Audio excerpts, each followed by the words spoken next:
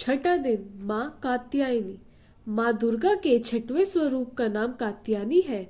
हे महर्षि कात्यायन के कठिन तपस्या से प्रसन्न होकर इनकी इच्छा अनुसार उनके यहाँ पुत्री रूप में उत्पन्न हुई थी। महर्षि कात्यायन ने सर्वप्रथम इनकी पूजा की। इसी कारण से कात्यायनी कहलाई। माँ कात्यायनी अमोघ फलदायिनी है। दुर्गा पूजा के छठवें दिन इनके स्वरूप की उपासना की जाती है। इस दिन साधक का मन आज्ञा चक्र में स्थित होता है। योग साधना में इस आज्ञा चक्र का अत्यंत महत्वपूर्ण स्थान है।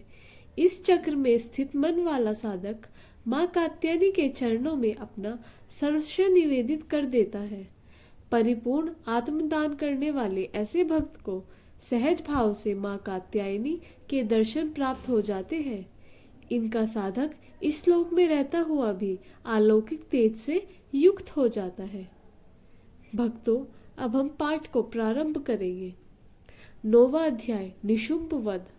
ऋषि बोले, हे राजन, रक्त बीज के मर जाने पर एवं युद्ध में अन्य असुरों के भी मारे जाने पर शुंभ निशुंभ दैत्यों का क्रोध बढ़ गया। फिर दैत्यों की प्रधान सेना को साथ लेकर निशुंभ युद्ध में दौड़ा चला आया। उसके आगे पीछे दाएं बाएं बड़े बड़े दैत्य थे। वे क्रोध के मारे होठ काट रहे थे। शुंभ भी अपनी सेना के साथ मृत गणों से लड़कर चंडिका को मार डालने की इच्छा से आ गया। दोनों दैत्य बादलों की तरह बाणों की वर्षा करने लगे।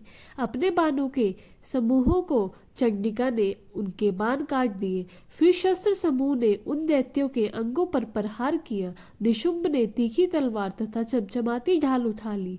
देवी के पराक्रमी वाहन सिंह के सर पर प्रहार किया।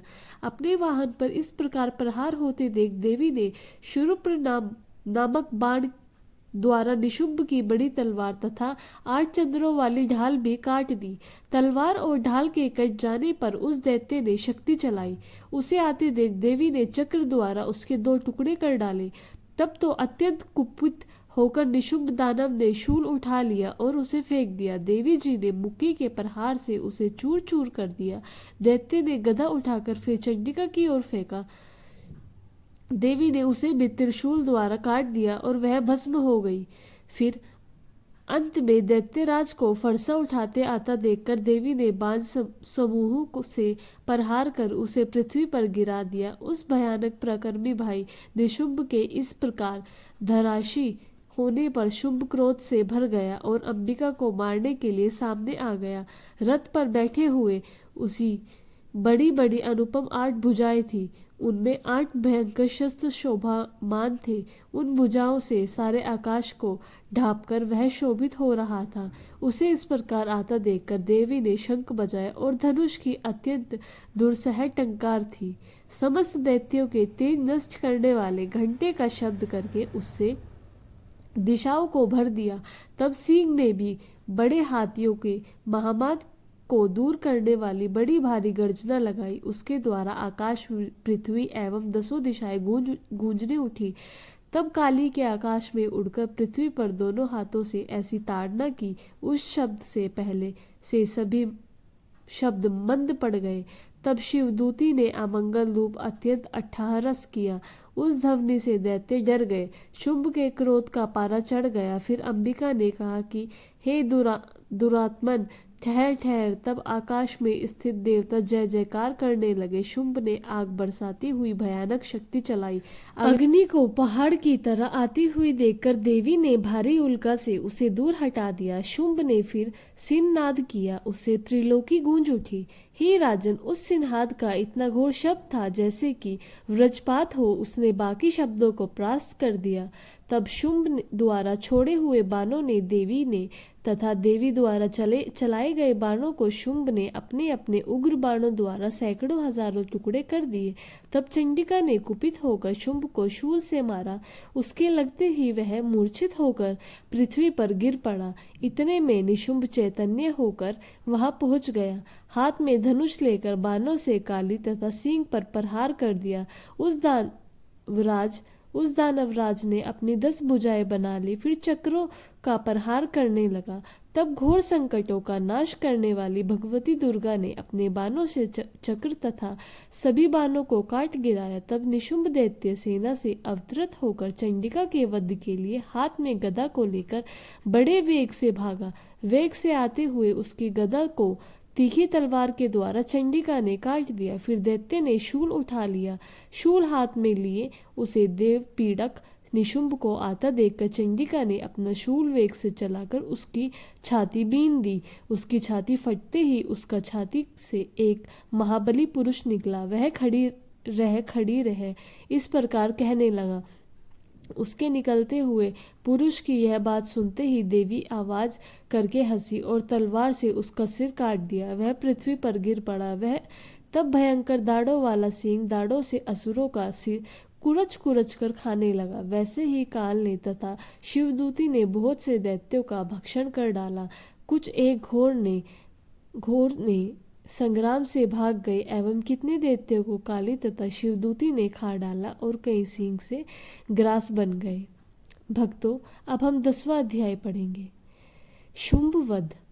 ऋषि बोले, अपने प्राण प्रिय भाई निशुंभ की मृत्यु को देखकर, इस प्रकार सेना को भी मरता हुआ देखकर कुपित होकर शुंभ कहने लगा, अरे दुष्ट दुर्गे, तू बल के घमंड से गर्व मत कर। अरे अहंकारी, तू तो अन्य स्त्रियों के बल के सहारे लड़ रही है। देवी बोली, अरे दुष्ट, मैं अकेली हूँ। संसार भर में मेरे समान दूसरी है कौन?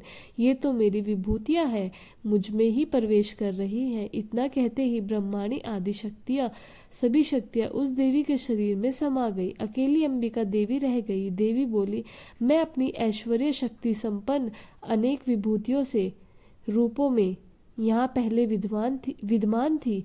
अब मैंने सभी रूप समेट लिए। अब तो अकेली युद्ध में खड़ी हूँ, तू भी स्थिर हो जा। ऋषि बोले, तब सभी देवता तथा दैत्यों के देखते देखते देवी और शुंभ इन दोनों ने युद्ध छिड़ गया। तीखे बाणों की वर्षा तथा भयंकर अस्त्र शस्त्र से उन दोनों का युद्ध सभी लोगों के लिए भयंकर प्रतीत होने लगा। जितना भी दिव्य से दिव्य अस्त्र अंबिका छोड़ती जाती, दैत्येंद्र उनके निवारक अस्त्रों द्वारा तोड़ता जाता। इसी प्रकार परमेश्वरी अंबिका भी खेल खेल में हुंकार आदि शब्दों द्वारा दैत्य से छोड़े दिव्य शस्त्रों को तोड़ती गई। तदंतर असुर ने सैकड़ों बाणों से देवी को आच्छादित कर दिया। तब देवी भी कुपित होकर बाणों द्वारा उसका धनुष काट डाला। धनुष के टूट जाने पर दैत्यराज ने हाथ में शक्ति उठा ली। अभी शक्ति उनके हाथ में ही थी कि देवी ने चक्र द्वारा वह शक्ति काट डाली। तब दैत्यराज तलवार तथा 100 चंद्रमा वाली चमचमाती ढाल लेकर देवी पर झपटा। उसकी तलवार तथा सूर्य जैसी चमकती ढाल को देवी ने अपने धनुष से छोड़ते हुए तीखे बाणों से तुरंत काट दिया। रथ के घोड़े तथा सारथी को धनुष तो पहले ही कट चुका था। तब तो भयंकर मुदगर लेकर अंबिका को मारने के लिए दैत्य उगत हो गया था। देवी ने उसका मुदगर को भी तीखे तीरों से काट दिया। फिर भी वह दैत्य मुक्का तानकर बड़े वेग से दौड़ा। जाते ही उस दैत्येश्वर ने देवी के हृदय में मुक्का मार दिया। देवी ने भी उसकी छाती पर एक चपेट जमा दी। देवी की उस चपेट के लगते ही दैत्यराज पृथ्वी पर गिर पड़ा। गिरकर भी सहसा उसी प्रकार उठ खड़ा हुआ। तब उछलकर देवी को उठाकर आकाश में स्थित हो गया। वहां भी निराधार होकर वह चंडिका देवी के साथ युद्ध करने लगा। आकाश में उस समय दैत्य तथा चंडिका का आपस में घोर युद्ध हो रहा था। वह युद्ध मुनियों के लिए विषमकारक था। अब अंबिका ने उसके साथ देर तक युद्ध करते करते दैत्य को उठा लिया और उसे पृथ्वी पर पटक दिया। देवी द्वारा पटके हुए वह पृथ्वी पर आकर खड़ा हो गया। मुक्का तान वह दुष्ट देवी को मारने की इच्छा बड़े वेग से दौड़ा। तब उस दैत्य को आता हुआ देखकर देवी ने उसकी छाती में त्रिशूल भोंक दिया और पृथ्वी पर गिरा दिया। देवी के शूल से शत विक्षत होकर पृथ्वी पर पड़ते हुए उसके प्राण निकल गए। उसका गिरना भी समुद्र, द्वीप एवं पर्वतों के साथ सारी पृथ्वी को हिला देने वाला था। उस दुरात्मा के मरते ही सारा जगत स्वस्थ एवं प्रसन्न हो गया। आकाश भी बहुत ही साफ दिखाई देने लगा। पहले जो उपद्रवी मेघ उठ रहे थे तथा उल्कापात हो रहे थे, वे सभी शांत हो गए। दैत्य के मारे जाने पर नदियां भी अपने अपने मार्ग पर चलने लगी। उसकी मृत्यु होने पर सभी देवताओं का मन प्रसन्न हो गया। गंधर्व मनोहर गायन करने लगे, अप्सरागण नाचने लगी, वायु पवित्र होकर चलने लगी, सूर्य उज्जवल होकर चमकने लगा, शांत हुई अग्निशालाओं की अग्नियां जलने लगी, दिशाएं भी भयंकर आवाजें शांत हो गई, प्रजा सुखी होने लगी, स्वतंत्र शांति का साम्राज्य हो गया।